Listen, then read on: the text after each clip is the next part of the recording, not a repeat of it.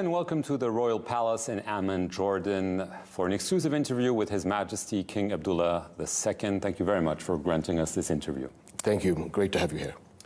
Your Majesty, you're about to go to Europe, and among the discussions, the topic of discussions you'll have with European leaders, clearly there'll be one, and it's a big question, a daunting question. Are we on the brink of an all-out war between the United States and Iran? Well, I think that the quick response to that is I hope not. We will be in Brussels, Strasbourg, and Paris in the next couple of days, reaching out with our friends and the leadership of Europe to look at multiple subjects in this area and how we coordinate this region with Europe. Obviously, on the forefront of people's minds is what is happening between Iran and the United States. So far, it looks like de-escalation. We hope that that continues to be the trend. We can't afford any instability in our part of the world. And instability in our part of the world affects Europe and the rest of the globe. So I think a lot of our discussions will be centered around Iran, but mainly around Iraq. I feel that in this last phase, at the end of the day, it's the Iraqi people who have suffered, who've paid the price. They deserve stability. They deserve a movement to the future. And I think a lot of discussions in Europe is how do we all embrace the Iraqi people and give them the hope of stability and a future of their nation, and all the other subjects, unfortunately, that are in the region that we have to discuss. Yes. Was President Trump's decision to kill Iran's top general, Qasem Soleimani, the right decision? Well, I mean, that's an American decision, and what we want to make sure is that this is something that has happened. We are ushering in a new decade, not just a new year, and we hope that in the next several months we set the right tone for the region, which is to really bring the temperature down and the sensitivities. As you know, everything in this part of the world is interlinked. So whatever happens in Tehran will affect Baghdad, will affect Damascus, will affect Beirut, will affect the Israeli-Palestinian process. So I think this is why this trip to Europe comes at the right time, where we need to talk about how do we talk to each other with maturity and respect, as opposed to rhetoric that could create us a problem that takes us to the brink. You mentioned Iraq. Obviously, are you afraid that the country could again go into a period of sectarian strife, maybe civil war? That is a possibility. I have tremendous faith in the Iraqi people. I think that but you're worried. We have to be worried, and I'm worried. Again, I have faith in Iraqi people in being able to move towards the light. Iraq was moving in a tremendous positive trajectory over the past 2 years. I think that the loss of government has created maybe a couple of steps back. I have all the faith in Iraqi leaders to move back into that, into the positive direction. We have to work very strongly in making sure that sectarianism is not an issue that we have to deal with. But again, I think my major concern in the discussions I will be having in Europe is that we have seen over the past year the reestablishment and rise of ISIS, not only in southern eastern Syria, but also in western Iraq. So if there is a split in Iraqi society, as there is today, and I know that the leaders of Iraq are making sure that that is overcome, we have to deal with the re-emergence of ISIS, and that is going to create a problem for Baghdad, and we need to be there to step in and help the Iraqis deal with that threat, which is a threat to all of us, not only in the region, but also to Europe and the rest of the world. Well, obviously, as you mentioned, you must have noticed that ISIS hailed the killing of Qasem Soleimani as quote-unquote divine intervention. The coalition fighting against ISIS has suspended its operation in Iraq. There's obviously talk of U.S. troop withdrawal from Iraq. We've seen it in Syria. So this begs the question, are we dropping the ball in the fight against ISIS? I think common sense prevails. As we've seen what has happened over the past week or so, there's been a lot of discussion with not only the United States, but a lot of, maybe under the umbrella of NATO members, on how we go from protecting, for example, maybe coalition troops in Iraq, to getting the discussion back in the right direction in working with Iraq and others in the area and defeating ISIS and the rise of ISIS in Syria and Iraq, keeping in mind it's not only those two countries. We have an issue in Libya where we're seeing the strengthening of foreign fighters coming out of Syria, going to Libya. And so from a European perspective, Libya being much closer to Europe, that is also going to be an important discussion in the next couple of days on how do we look at Libya and making sure that we are actually fighting the fight against the terrorist organizations. Well, speaking of Libya, what's your reaction to Turkey sending troops there? Well, I'm looking, again, that will only, I think, create more confusion. There is a very important Russian decision today.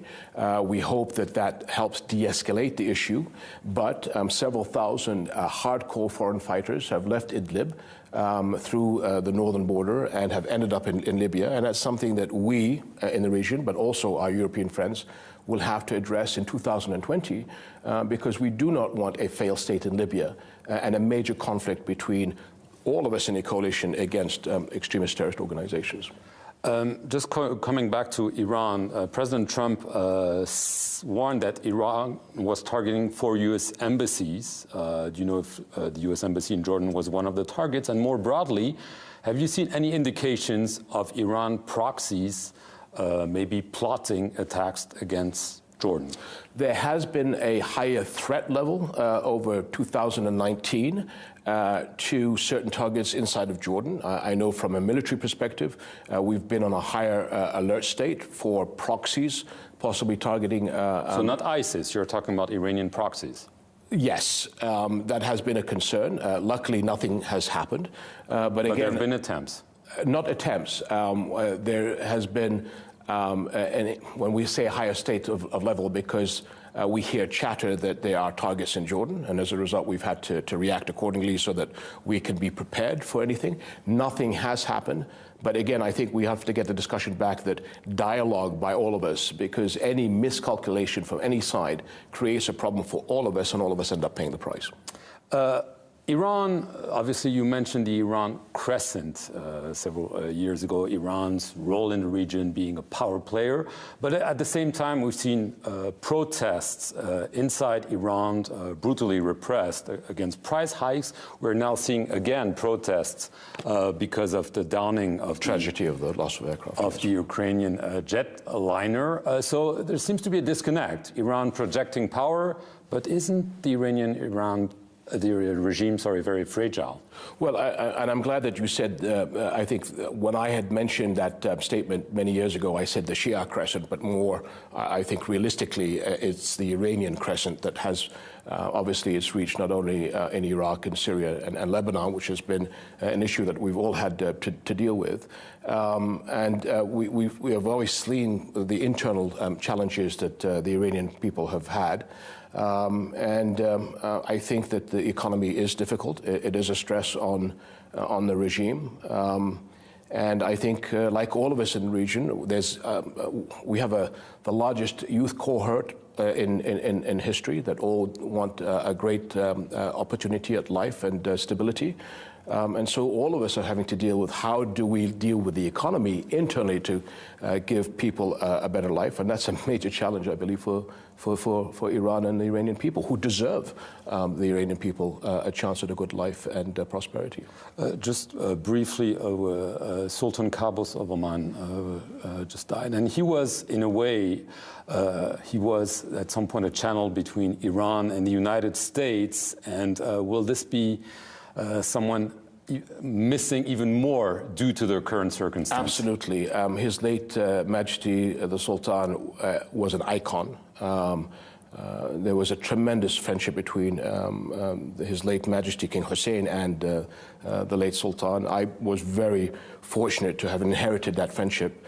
And His Majesty was known for being a neutral voice, a voice of reason, and a leader that actually brought people together. Specifically, I think that he was a strong conduit between Iran, the Arab world, and the international community. I am fully convinced that Oman will continue to play that positive role, but definitely He was one of those, sort of the last generation of leaders that we have all terribly missed. And I think the world will miss the ability that the Sultan had to bring nations together. I want to get to the Israel-Palestine issue.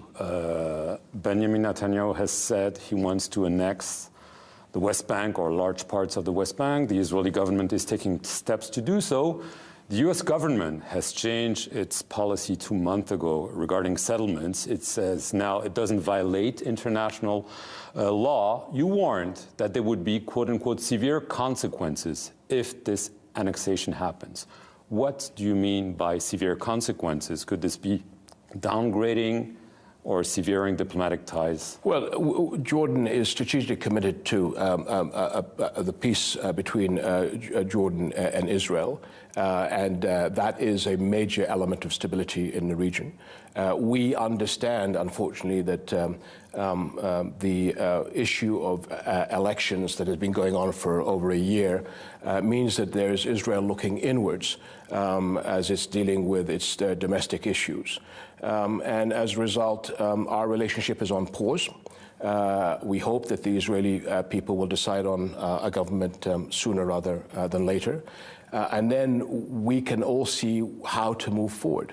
The two-state solution, in my mind, and I know in the majority of European countries, is the only way forward. The one-staters that are pushing their agenda makes no sense to me whatsoever, because there's two standards then, two sets of laws for two sets of people.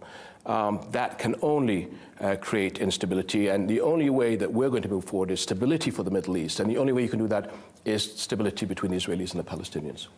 What if Israel does annex the West Bank? What steps would you consider? So again, this is, when I'm saying Israel, this is a certain, there's certain rhetoric coming out of Israel because of the election politics, right, which is creating tremendous concern to all of us in the region, because they're moving way off into a direction that is completely uncharted territory for all of us and can only create more instability and miscommunications. From the Jordanian perspective, the relationship is important. Moving dialogue back between the Israelis and Palestinians is essential, and moving the dialogue back between Israel and Jordan, which has been on pause for the past 2 years, is essential. We have to wait to see what the Israeli people decide. The 25-year-old relation, is it an all-time law? Because of the electioneering season, which unfortunately has taken a long time, there has been no bilateral communications or movement that has affected. And so when you have certain announcements and decisions, like you said, the West Bank, creates a lot of doubt in many of us on where are certain Israeli politicians going. Starting with the Prime Minister? Well, again, the West Bank is an issue that has tremendous, I think, negativity towards the Israeli-Jordanian relationship, and we need to have a better understanding of where that's going. So let's see what happens with the Israeli election, and once there's a government formed that is stable, we can then look how to move forward. What about Donald Trump's deal of the century? He promised it. We've seen the embassy move to Jerusalem. We've seen the shift on the settlements. The Palestinian Authority is not talking to the Trump administration. The Palestinians, and I put it bluntly, believe that actually, instead of delivering the deal of the century, Donald Trump is in cahoots with Benjamin Netanyahu to bury the two-state solution. Do you still believe in this deal of the century, or? So I've had numerous discussions with President Trump on this issue. I think he understands what is needed to bring Israelis and Palestinians together. But he's not doing it. Well, I think that we are waiting for the plan to be unveiled by the team. And as a result, that has been a gray area for all of us, because unless we know what the plan is, and again, here is the role that not only Jordan and the regional countries play, but with the Europeans, how do we look at the plan once it's announced, and I think it will be announced. Before the US election? I'm not too sure when they're going to do it, but we keep hearing that sometime soon the plan will be presented. Our job then is to look at the glass half full. How do we build on the plan? And how do we build it in such a way we bring the Israelis and Palestinians together?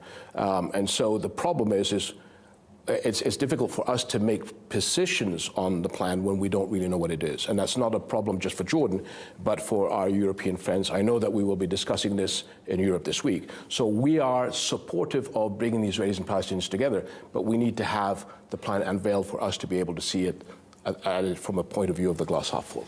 Right. I want to get to Syria quickly because I don't have much time left. Bashar al-Assad seems to have won. Why not admit it? And in your case, there's talk, I've heard of reestablishing full diplomatic relations between Jordan and Syria. Well, I think there's a reality on the ground that you have just alluded to, and I think the international community looks at it from that is a reality. The regime is in a much stronger position. There is still a long way to go, and again, I think we have to continue to remember not only is how do the Syrian regime moves on the issue of constitution and a new governance, keeping in mind that there's still a second part of Syria, which is the war against ISIS, which I've just mentioned earlier, is back on the rise again.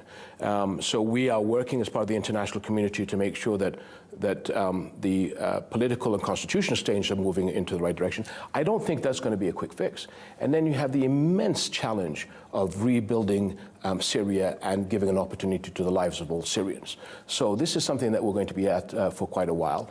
But as you alluded to, there is a reality on the ground that we have to deal with. And I think that reality doesn't mean that they get off scot-free. The reality is that we all have to talk together to make sure that the end game is what we've all agreed upon, and that is the new constitution and a new life for Syria. So full diplomatic relations is on the horizon? From the Jordanian perspective, we are in discussions with Damascus, but a lot of countries around the world are moving in that direction based on an international understanding of where Syria is going. Obviously, Syria has been a big issue for Jordan. Estimated 1.3 million Syrians are in Jordan. The main border crossing has been reopened, but only a trickle is going back essentially in Syria. So they're here to stay. Europe, you're going there. Europe wrote a big check to Recep Tayyip Erdogan to keep the refugees in Turkey. It hasn't done so with Jordan, far from it. I mean, have you been let down by the international community? Because we do not threaten Europe by pushing refugees towards Europe, because we think that is a responsibility that should be taken care of by us in the area. Having said that, I mean, last year was probably the least supportive year for Jordan. We have to borrow from the international community to house and look after and care for an increase of 20% of our population. Imagine any European country that had just an increase of 10% of their population. So we are frustrated. We are thankful there's a lot of countries that do help us, but at the end of the day, the burden is on the Jordanians to put all these Syrians in school, to look after their health, housing. It has been a tremendous struggle for us to move, and we're, sorry to continue this, being let down for doing the right thing. We are saving Europe tremendous amount of pressure by looking after the refugees in our country. Are you hoping to get some commitments from Europe on this trip? So the European leaders understand the challenge of Jordan, and many of them are extremely supportive of Jordan, and we are very grateful. And I'm sure there will be discussions on supporting, but again, part of the reality of life is there is donor fatigue, there is refugee fatigue, and Jordan suffers as a result. Just as a last question, we've seen recently in Algeria and in Sudan, long-serving president being pushed aside. We've seen in Iraq, we mentioned it, in Lebanon, prime ministers being pushed out by protests against bad governance, corruption, and so on. This hasn't happened here. I know you've said many times that what keeps you up at night is providing a future for the young Jordanians. Do you fear that something similar might happen here unless the international community and reforms are being implemented? Well, I think the discussions that we're having in Europe is to, again, highlight that the region needs 60 million jobs for young people over the next several years. And if we don't find an opportunity for young people, and this is an issue around the world, so you've seen demonstrations not just in the Middle East, but in Europe and elsewhere. But we have to work together to give those opportunities to young people, because if we don't, then instability will continue to be on the rise. So as I keep saying, it does keep me up at night because we do want a better life for Jordan. We are stuck in a very difficult neighborhood. As you alluded to, the Syrian refugees has been a tremendous burden on us. We have a good recovery plan. The government is coming out with packages to move the economy in the right direction. We're seeing that. But we do need more support from our international friends to be able to make sure that at least Jordan is a model moving in the right direction. But as you alluded to, many other countries are dealing with the same problems in the Middle East. King Abdullah of Jordan, thank you very much for being our guest for this exclusive interview. Thank you for watching it here on France 24, and stay tuned for more news.